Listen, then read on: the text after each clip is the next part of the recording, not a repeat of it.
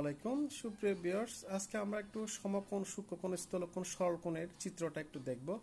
সমকোণটা আমরা সাধারণত এটা হলো একটা সমকোণ, হ্যাঁ, 90 ডিগ্রি, এটা হলো 90 ডিগ্রি, এটা হবে কি একটা সমকোণ। আর আমরা সূক্ষ্মকোণের চিত্রটা যদি দেখি, আমরা সূক্ষ্মকোণটা সাধারণ 90 ডিগ্রি থেকে ছোট হবে।